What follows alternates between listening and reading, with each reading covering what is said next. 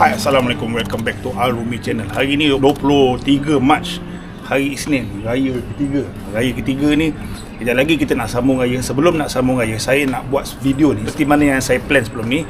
Kita nak test sama ada kasut Adidas yang baru saya dapat ni, kasut Adidas Boost Edge dan Adidas Pro 4 ni, mana lagi laju. Tetapi tajuk tu sengaja saya cakap laju. Tapi poin penting hari ni yang saya nak buat, antara kedua-dua kasut ni, mana lebih efisien dari segi energy return dia. Okay, sebab kasut ni, Hyper Boost Edge ni adalah kasut Super Trainer Max Cushion Premium yang tak ada carbon plate. Yang ini of course lah kasut carbon plate, memang untuk kasut-kasut laju. Jadi hari ni kita buat kat track Arena Sukan Kuala Lumpur. Sebab Arena Sukan Kuala Lumpur ni antara track yang selalu saya gunakan selain MPSJ untuk saya workout sebelum pergi kerja. Okay, dan kenapa kita gunakan track control environment, dan kita akan buat workout hari ni menentukan mana lebih efisien. Kalau lebih laju, biasanya jawapan ni kita tahulah, ni lebih laju confirm. Tetapi hari ni dengan saya dah lama tak workout agak ke laut sebab saya nak paksa diri, sengaja nak lari hard sikit hari ni kan kedua-dua kasut ni. Okay, jadi anda kena tonton sampai habis. Walau bagaimanapun, macam biasa, bak kata sahabat saya dekat Ampang Jaya, siapa-siapa yang masih belum subscribe YouTube channel saya, don't wait long-long. Subscribe. Yes, thank you.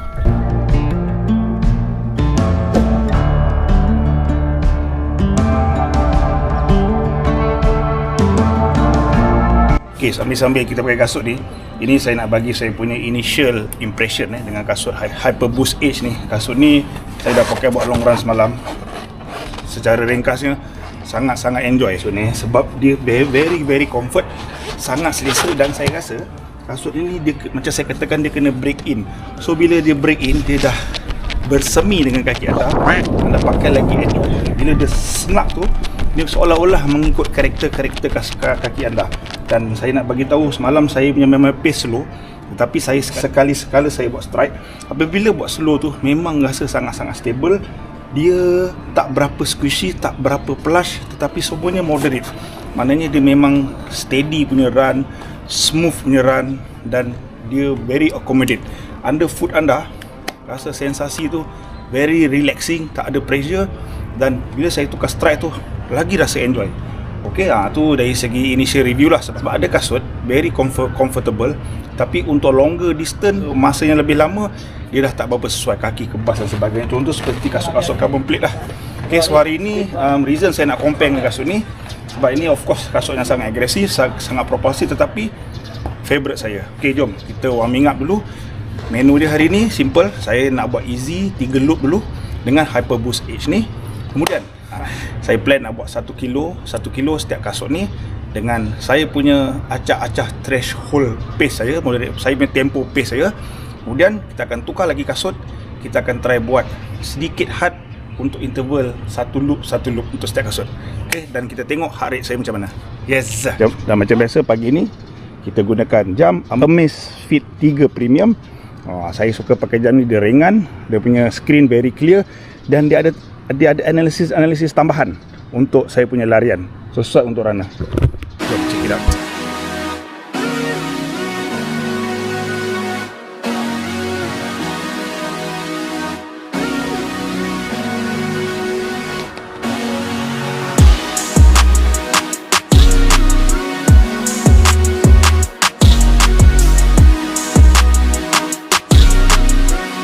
A few minutes later.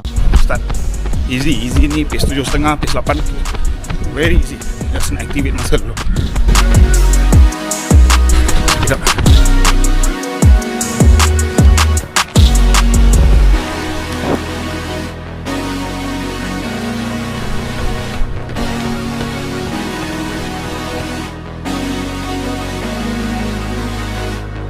Easy ni.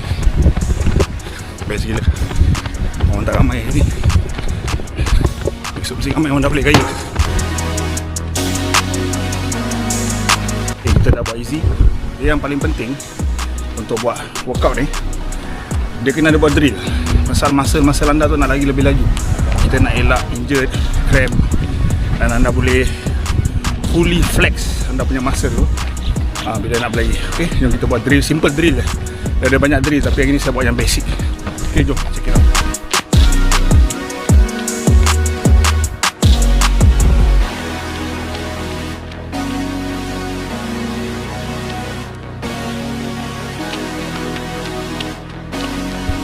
Siap drill. Best juga. Buat ni saya sekalian. Kita nak lari first Hyperboost Edge ni 1 kilo. Pace try 6.1, 6.2. Pace sama, effort sama.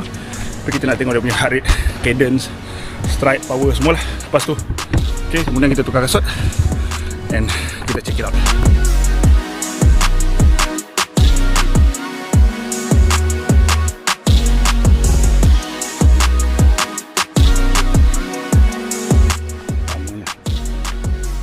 Let's go.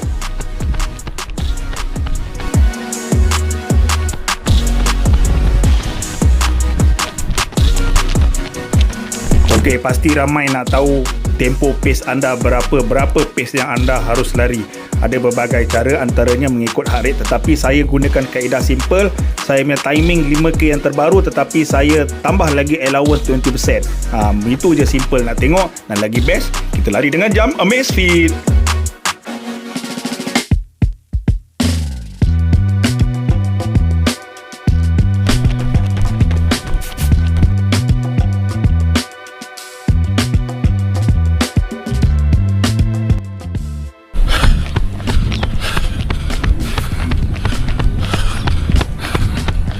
Huh. 1 kilometer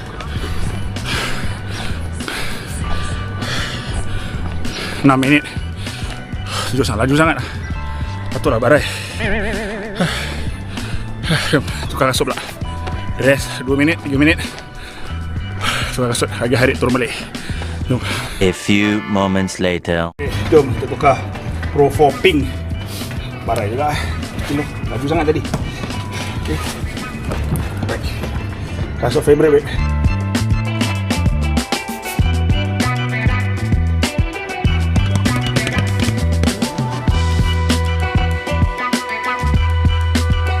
Nak tunggu hari saya turun bawah 110 baru saya sambung untuk second interval menggunakan Pro 4 Pink ni.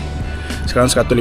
Sikit lagi kita relax sekejap baru kita dapat judgement atau analisis yang lebih fair. Alright.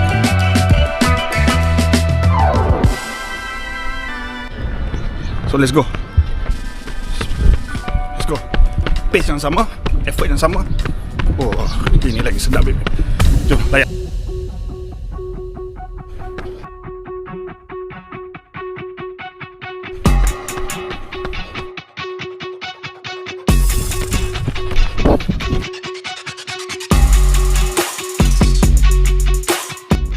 Tempo run ni biasa dilakukan dalam tempo 10 hingga 15 minit untuk satu set dan ada ke 20 minit bergantung kepada menu dan training masing-masing lah. Okey, kali ni saya sengaja buat 1 kilo untuk dapat precision dan senang saya nak analyse nanti.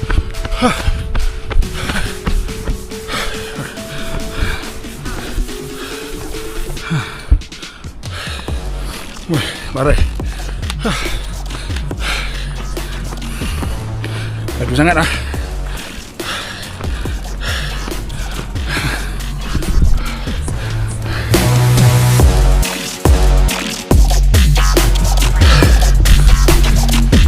So, many hours later. next saya nak pakai kasut yang sama, try lari interval 400 meter each. Bila lagi laju ni. Jom check it out.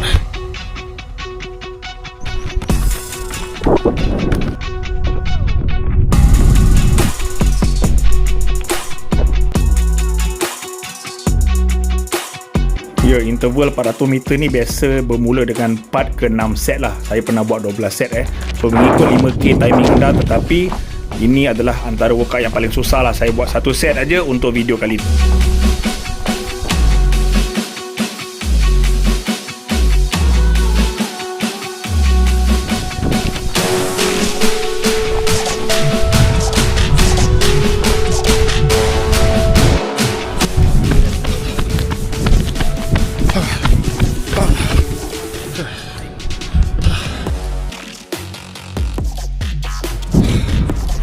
Berjaya siapa 1 kilo warm up 1.2 kilo 1 kilo 400 Jom kita cool down dalam 400 meter jalan. Okay, ini initial thought saya lebih detail saya akan ulas bila balik rumah ni. Saya dah transfer data.